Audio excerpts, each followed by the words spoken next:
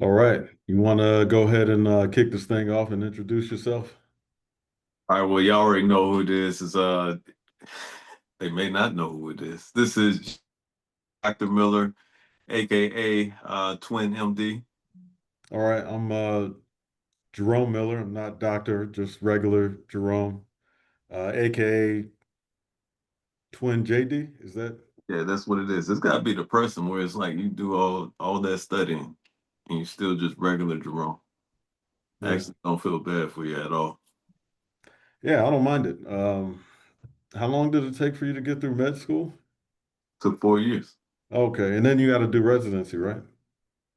Yeah. Yeah. How long is that going to take? I mean, my residency is 6 years, so which Okay, cool. Cool. No, I'm just curious. I didn't know. I'm just a regular, you know, JD, just Mr. Miller. I don't have doctor in front of my name, so I don't know these things. gotcha. So I think for a good topic for tonight's discussion is superheroes, Okay. not I like superhero. Superman or Spider-Man or Batman or anything like that. But I think what we want to talk about is how we hold some of our most important figures in kind of like a superhero status. What do you think about that? I mean, I think we definitely do that. I think we even do it from a micro to macro scale, even locally. As kids, we start off looking up to our teachers as, like these perfect people, which, we just don't see everything about them. But even on a macro scale, looking at people such as politicians, the president, the whoever, this organizer here, these civil rights leaders here as something that's just not human. And I think it can be harmful when it doesn't inspire us to act.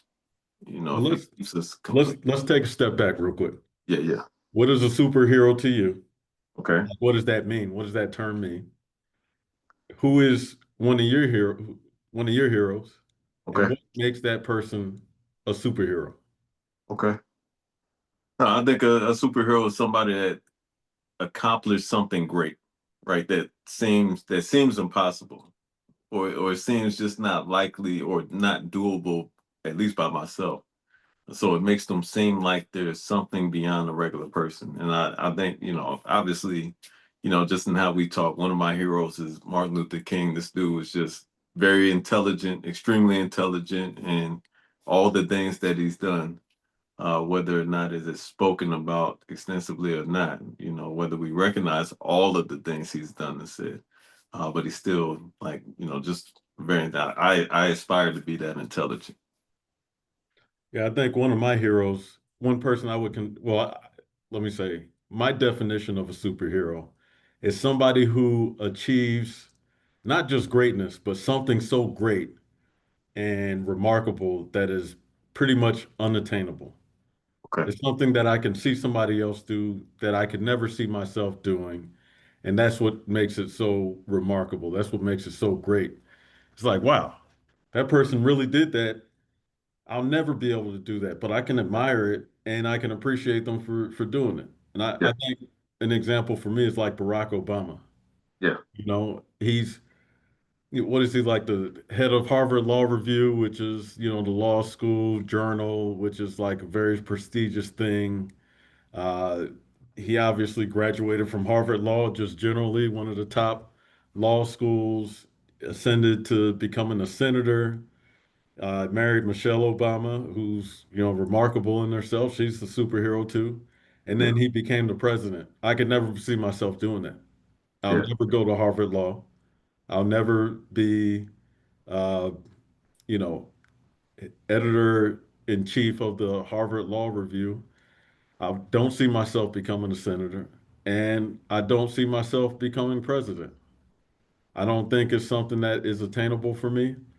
And because it's not attainable for me, I probably won't even reach for it. Yeah. Yeah. Yeah. Let somebody else do it. Yeah, that's somebody else's job. Somebody who is Yeah. probably smarter, somebody who's willing to put up with more. Yeah.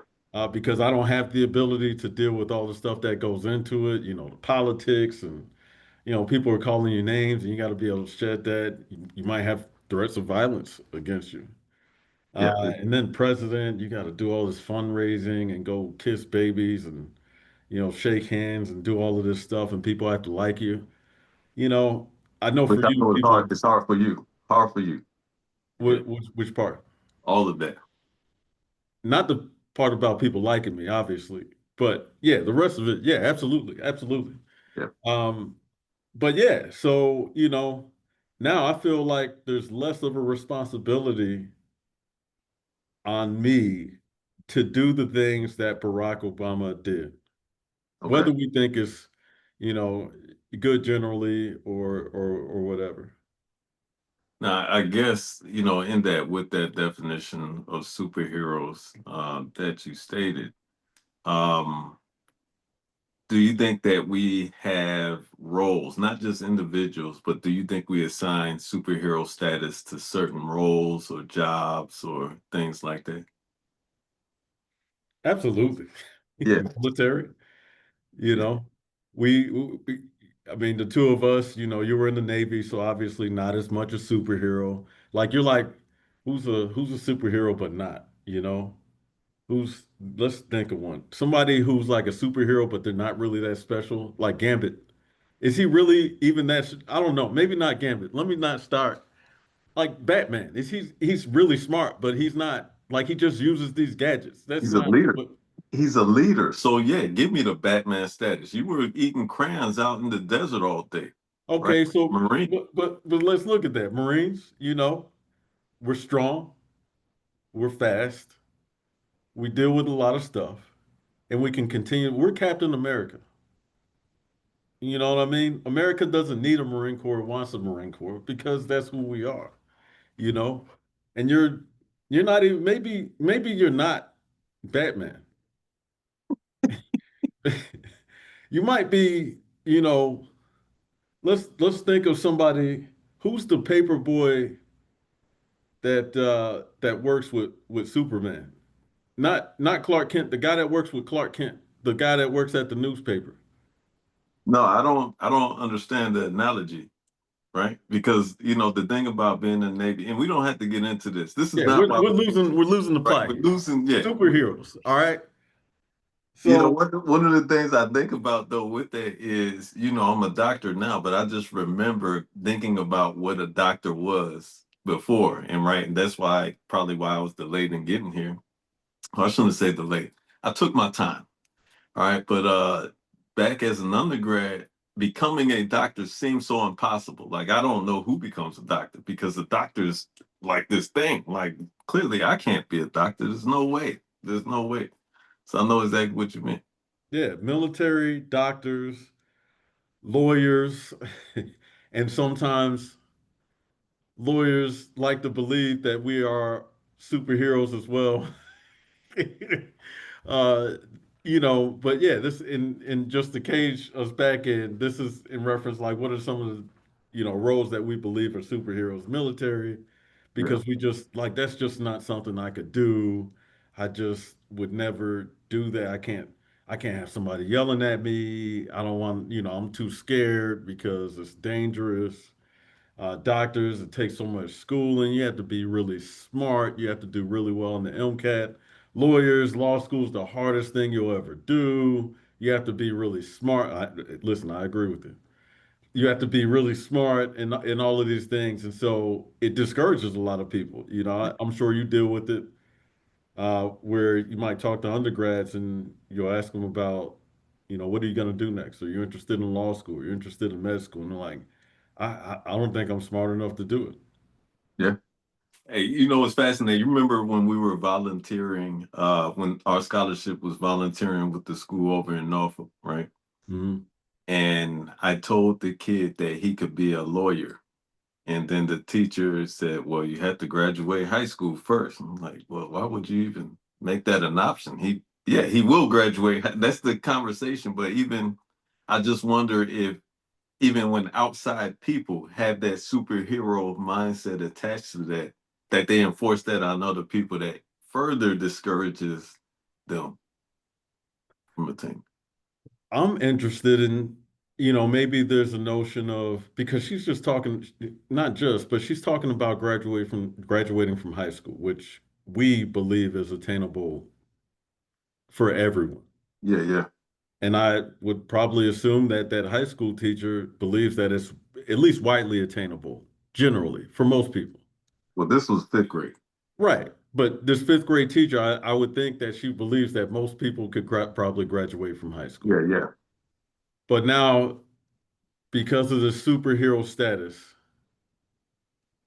she's creating this barrier for the student for achieving something that she probably believes most people can do. yeah. That's a Just good because of point. this superhero thing. And it might even be contextual. Maybe a white lawyer is just a lawyer and a Yeah, black lawyer is a superhero. that's that's true.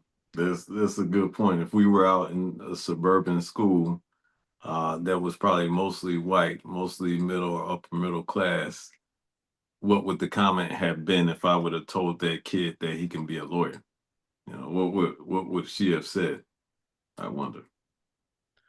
So, what about do you think it's important that we kind of deconstruct our superheroes?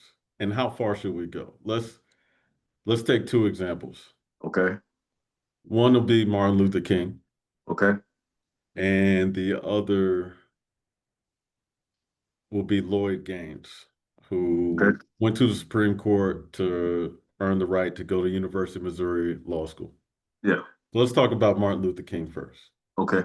Martin Luther King organized protests across the South under the threat of violence, the threat of jail. He walked in some very dangerous conditions. He put himself at the point of friction, as we might say in the Marine Corps, but he put himself where the danger would be. Yeah, But he also organized in a massive group of people nationwide to support this movement that was taking place not only across the nation but largely really you know in the South. yeah, And he had the March on Washington where he stood up in front of that great mass of people and gave a speech, the I Have a Dream speech, which will be memorialized in hopefully yeah. Hopefully, throughout the rest of our country's time. And then ultimately though he was assassinated. He was murdered uh, on a balcony in Memphis. yeah. Um, how do we deconstruct Martin Luther King, and why is it important to do that? Well, I think there's a couple things, right? And I think you know this from just not only the military background, but just even from a policy background as a lawyer, right? Everything that King did, there was intentionality and design behind it, right? He didn't just get up and say, hey, we're going to boycott buses in Selma, right? After he was chosen for that position and after he accepted, the campaign to train those people to do that.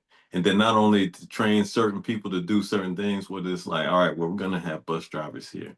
We're going to talk to people and actually tell them, "Hey, this is what we're going to do, and this is what we expect to happen as we do this thing. This is what we expect to see, right?" There was a process that they follow, and even the process got more defined as they started doing some of the marches where they would encounter more friction, right? Before they got to the marches, there was a process to follow to train people for that event. And so I think in doing those processes and following that and then seeing these successes from that, you can really see that it's not like anything that was going on, anything that they encountered and overcame wasn't done by like an impossible process.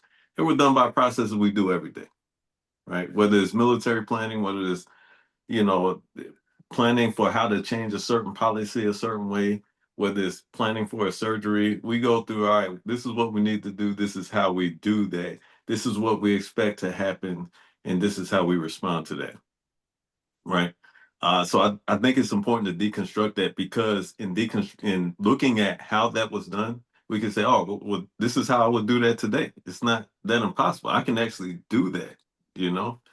Um, Now, as far as like how far to deconstruct, I do think there's something to be said for having a hero. I won't say superhero, but having somebody to look up to and say, hey, they did X, Y, and Z, and what they did was worthy and it was valuable, and I should aspire to be like that or to do that, but not say, oh, it's impossible to do that.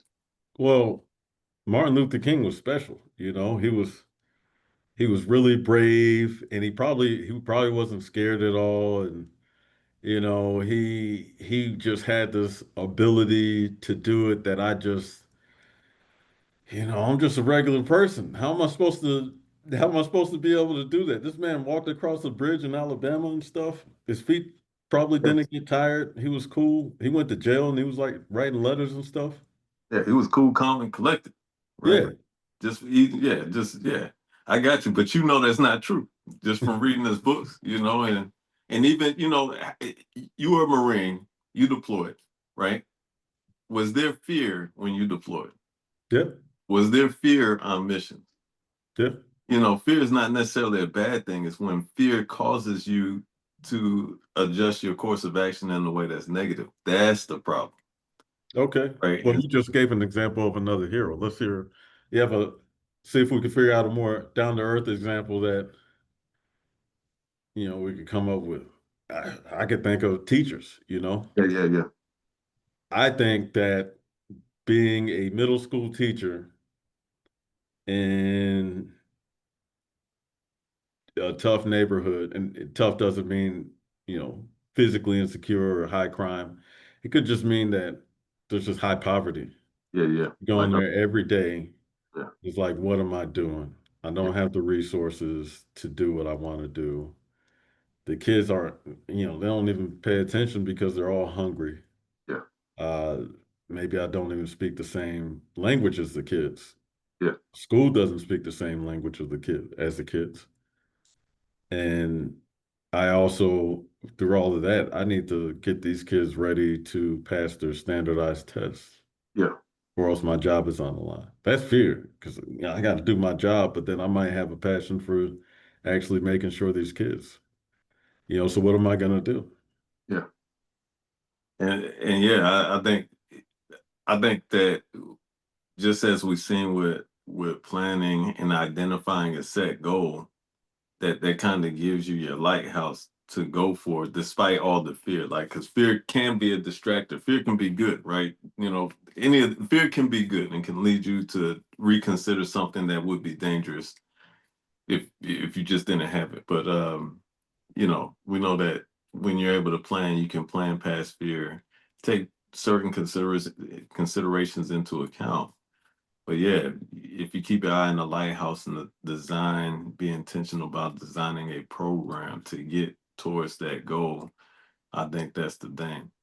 Now, one thing I would ask though is, getting back to Martin Luther King, and you talk about all these human responses to everything that encountered. Do you think that his context mattered and how we examine that, right? Like, using the military example, when fear is every day, if you're in a war zone and the fear of being shot at happens every day, there might be a heightened fear on day one. And I'm sure there's a fear on day two and day three.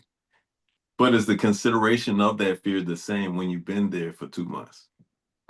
Um, I think I think there is a difference, right?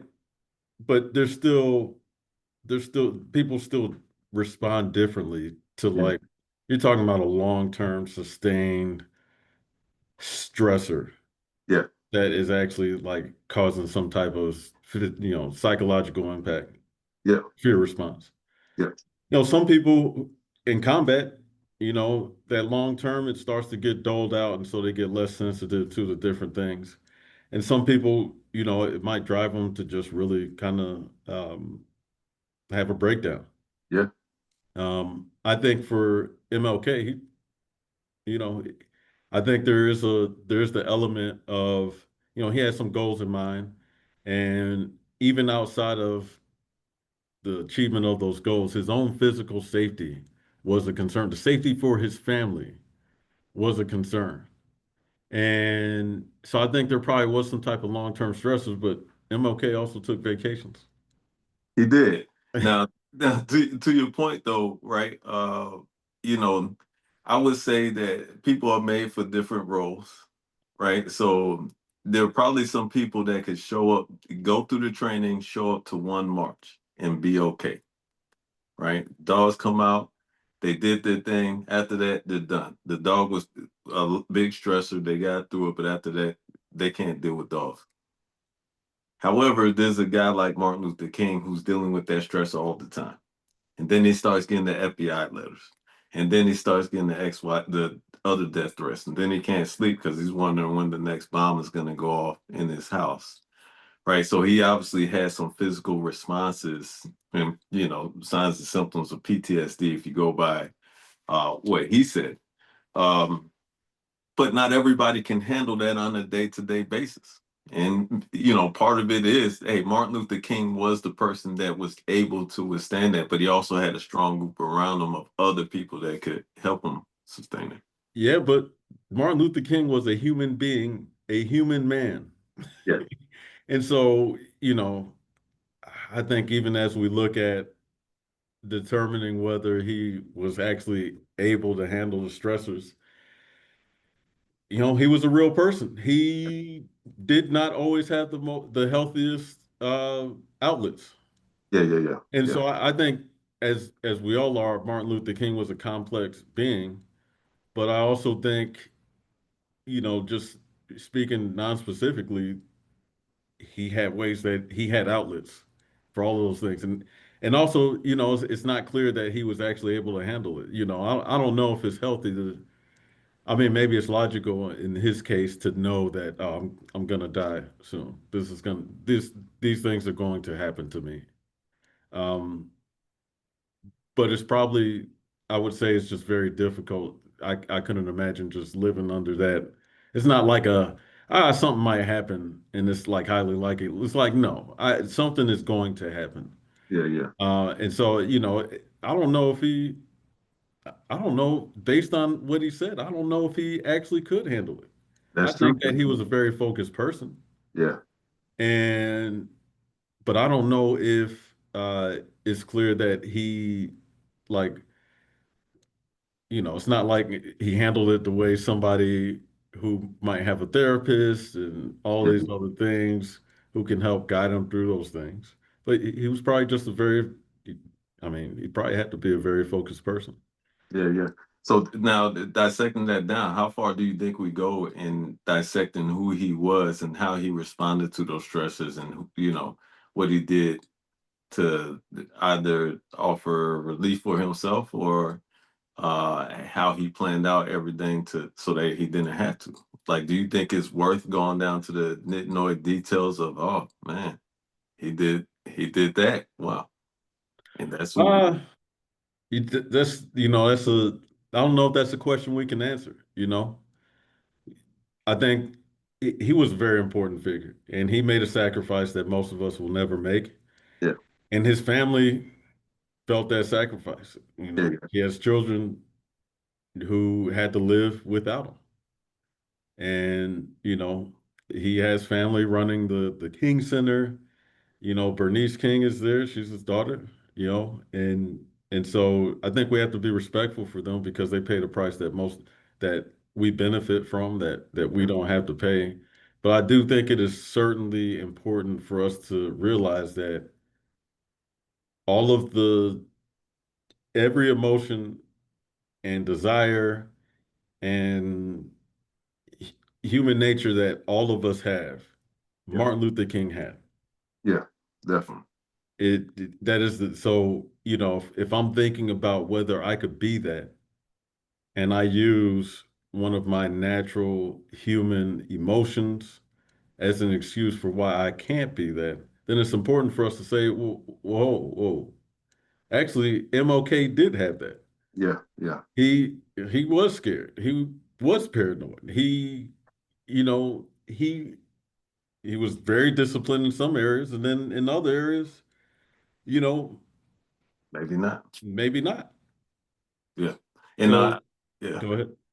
Oh, and and think about that. The other thing is, how often do you see King alone? Right? Everything that King did was huge, or everything that we say King did was huge. And obviously he was at the fore a leader in all of that. But in doing that monumental feat, it wasn't just him. So even in his moments of weakness, we perhaps maybe didn't see those times because he had other people around him helping to sustain what was going on, right? Which I kind of think speaks to, hey, I may have a flaw that I think prevents me from doing X. So I can't be MLK or I can't be that guy. Well, you probably could if you have the right group of people around you to support you in whatever you're doing and help spread the load out for whatever that movement is or whatever that thing is.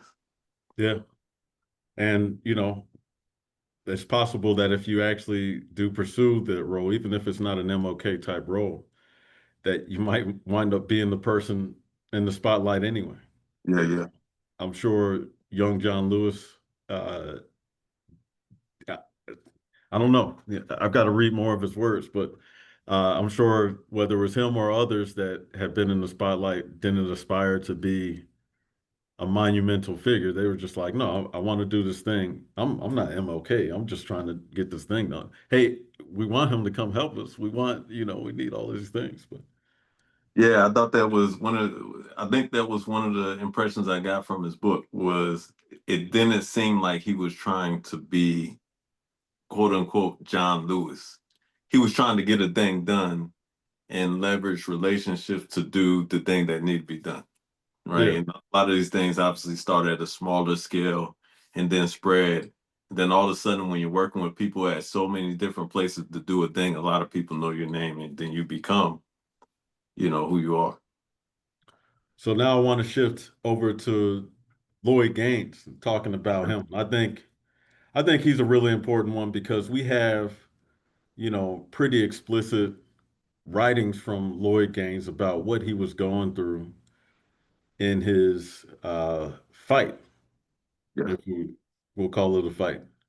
So Lloyd Gaines, uh, he was enrolled at Lincoln University in the law school, and Well, so Lincoln University didn't have a law school. That was the issue. oh, So what Missouri, he was suing to get into the University of Missouri's law school. And Missouri said, oh, you need to go to the black law school uh, down at Lincoln. And they didn't have a law school. And so that's I think one of the big important points on why he was able to win. It's like you can't send them to a separate but equal facility that doesn't exist. So he's got to go there. And you may know more about the legalese of that.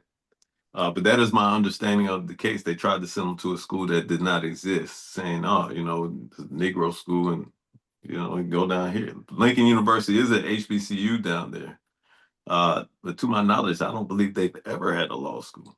But so so essentially, kind of a little bit more background is that this it wasn't like Lloyd Gaines was just like a random case that just happened to go to Supreme Court and go through. The NAACP, really backed that case and they really pushed it and they really leaned on Lloyd Gaines a lot too to say, hey, we need you because we need this case to really, break down one of the barriers for at least black students in education, specifically in your case, it was law school. So, Lloyd Gaines, he won, right? yeah, So what you went to Missouri undergrad. What year did Lloyd Gaines graduate? Do you know? he never stepped foot on campus. What you mean? They never found his body.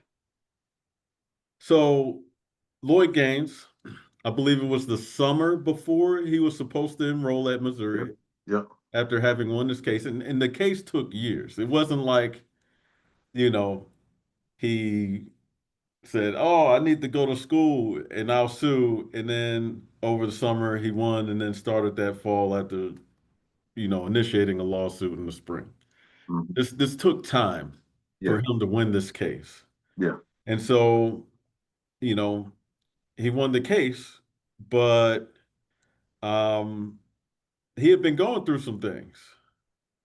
Do you know, are you familiar with No, my familiarity with, and I may know some stuff, but I'm just not sure the how true some of this is. But the summer before he was supposed to enroll, he went back home to Chicago and then came up, and I guess one morning he went out somewhere and then came up missing and they never found him. Yeah, So so Lloyd Gaines throughout the time of as his law school lawsuit was working his way through the courts. He had been writing letters home to his mom uh-huh. and expressing all of the things that he was going through Yeah, and had extreme anxiety. He did not want all of the stuff that came with taking a case to Supreme Court to yeah, fight for a spot at the University of Missouri. yeah. He didn't feel like he was the right person for the job. He kind of felt like he was being pressured into doing it.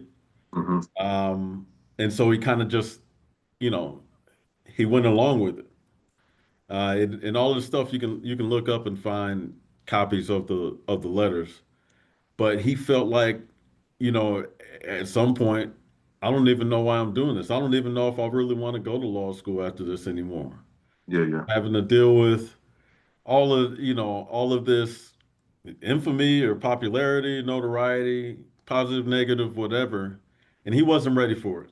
He didn't want it. That's not the type, it doesn't seem like that's the type of person he was. And so he wanted to get away. And so the summer before, I believe the summer before he was supposed to start at Missouri, he went to Chicago and disappeared. yeah. And So so, go ahead. and that's a source of controversy for some is that disappearance because there are some that say, hey, they never found his body, and I tend to lean on that side of, hey, something happened to this guy because being at the University of Missouri and seeing everything that has happened there at that time and knowing history right, the case was 1939. We didn't get our first black student on campus till 1950. That's a long time Yeah. to have won a case. But there's also the belief that exactly like what you said, that he ran away, that he just got away and just disappeared because he didn't want to do that anymore. And he didn't want to go through that being there on the campus. But it's kind of you've been out to Missouri, you know, you've seen some of the history of that state. To me, I could see either way, honestly. Yeah. Well, let's talk about what he wrote about Yeah, back home. I think he's another one of those heroes. He in law school you study his court case.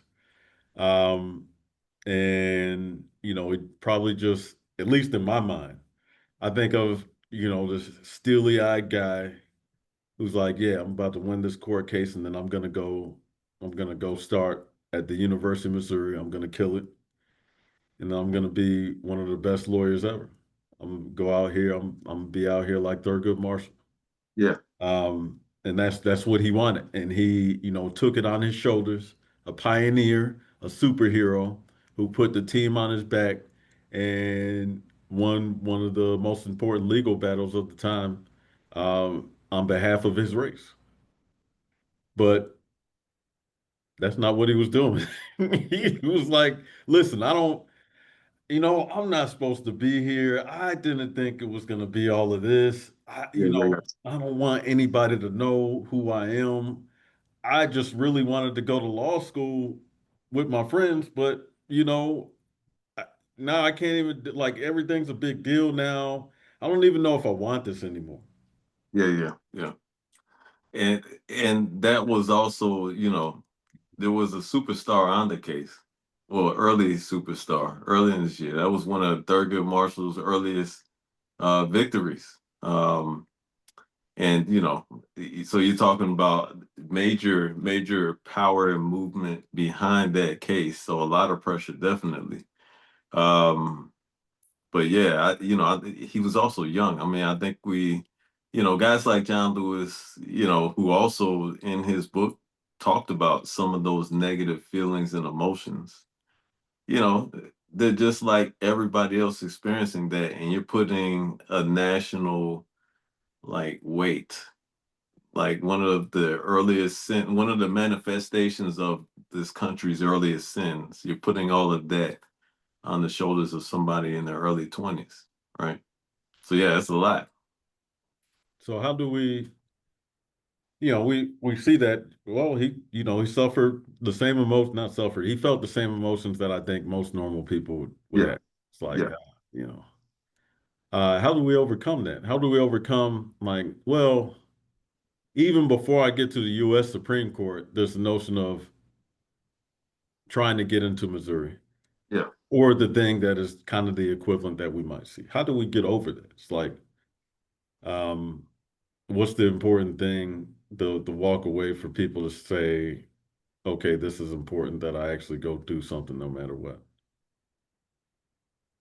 Man, I think that is so individualized. I think that everybody has a certain thing that drives them, and I think that the issue I would take with Lloyd Gaines' case is, the fact that he had, you know, at what point was there ever a decision by him that, hey, I'm out? That then he was pressured to be back in. Because I think having momentary doubts, having even if you're having long-term doubts, I think that's natural, and I Yeah. think that's okay, right? So I think, expressing, hey, I don't know if I want to do this. I think that's okay to have that feeling and then still go through it, because I think that's a natural thing. I mean, that's something I experience almost not every day, but a lot with everything, whether it was Navy or even residency now. But I think you got to take a look at your why and decide. I think that the unfortunate thing with Lloyd Gaines that we can't ask him now is, hey, after all of that, was it worth it? Was it worth it to go through all of that? It may not have felt like it then, but now, if you take a look back, was it worth it? You know what the terrible part about that question is? Was that His answer probably was probably doesn't matter. He yeah, might yeah, say he might say it's not worth it, but in the grand scheme of things, it we probably say it was, right? That was a big legal victory that, propagated across the country and yeah, across a bunch of different sectors and set the groundwork for future legal victories. Um, you know, Brown v. Board, I believe, that was one of the kind of legal bases for Brown v. Board of Education. yeah. Um, but as an individual, I've had to suffer so much. Not only for whatever reason do I not get to realize the gains of that suffering. I don't get to enjoy it. Now I have to deal with my name being attached to this case. Maybe I'm receiving death threats. People only know me for this thing that I did not want to be a part of in the first place. You know, so that's that I think that is the most difficult part to me is that, like, if you're really going to go battle something, you might win, but you might lose. But here's the question I have to ask, because I'm a Missouri alum, right? And so obviously I've been influenced by what other Missouri alum, particularly Black alum, may feel that Mhm. went there at the time that I went there. Do you think that he left, or do you think he was killed? And this is your opinion. We don't have any evidence of either, right? I don't know enough about Missouri. It just seems too convenient for him to just have been killed. When he talked in these letters, he talked about wanting to go home. Yeah, So, maybe his family was like, all right, we'll get you out of this.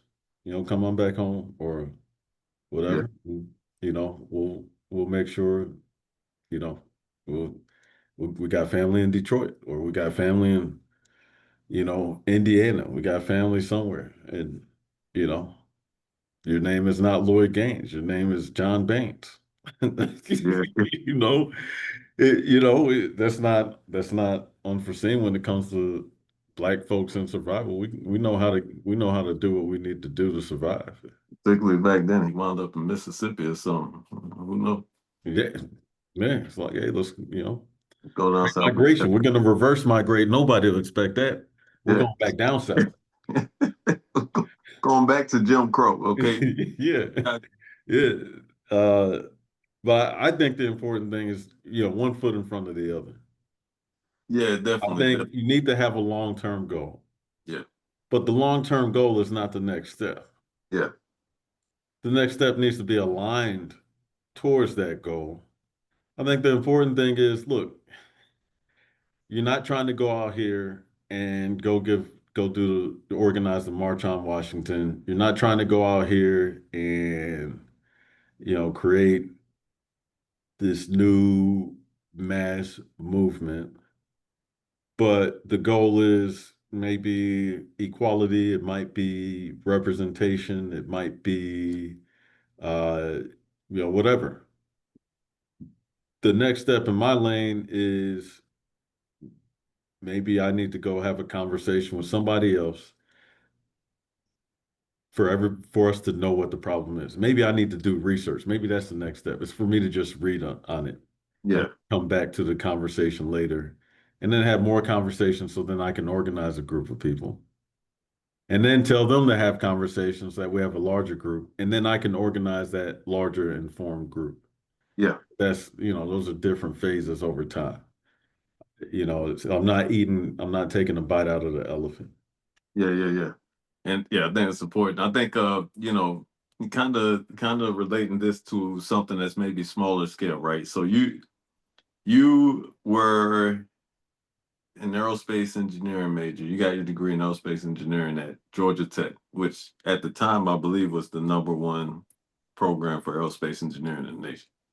You Bounce know, between one and MIT two. might have a MIT might have a word to say about that. I Yeah, think it was going on and off. I can't remember.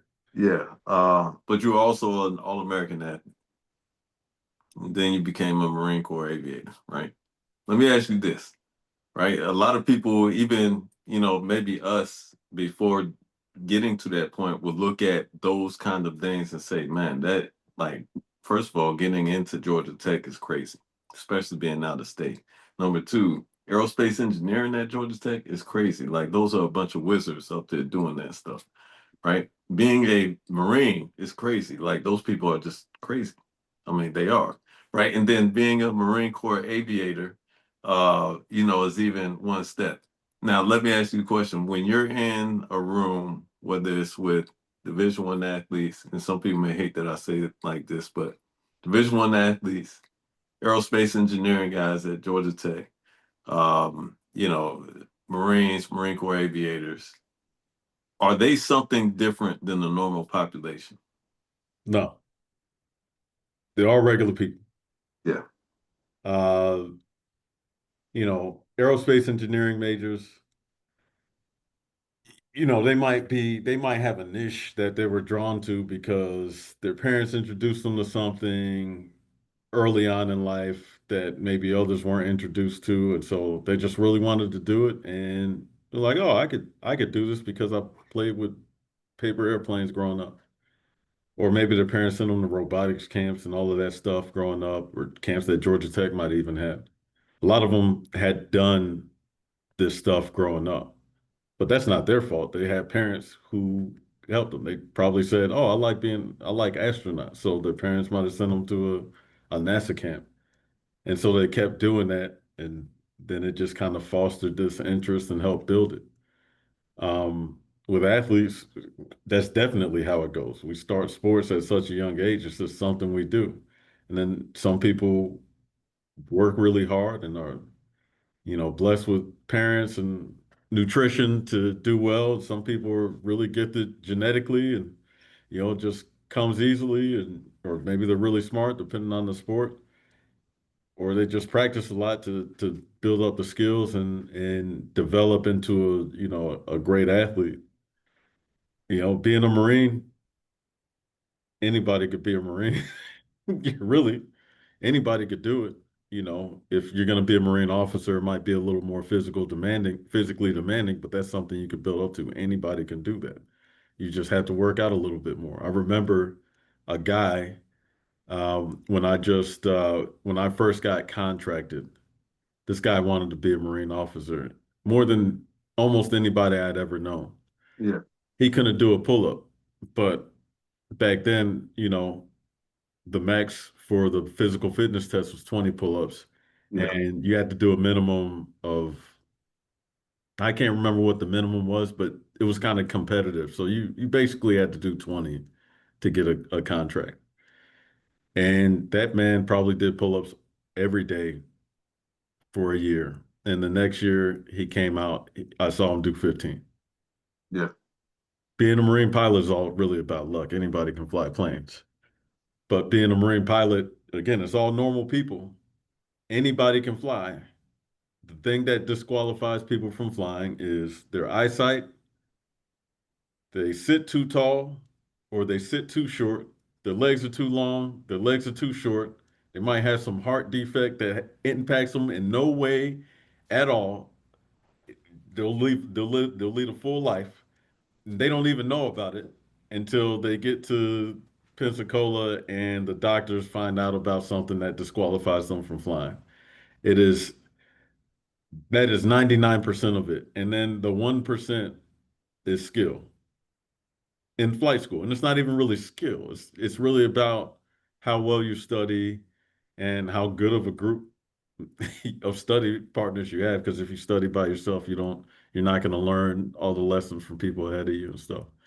None of those things are superhuman things. They're all just normal people. They all do normal people things. All do normal people things. yeah, Uh, they're not super responsible. They're not super irresponsible. They yeah. might be drawn to it because they're more willing to take risk. But I might believe that that's a factor of how they've been brought up, not necessarily of some inherent willingness to take risk.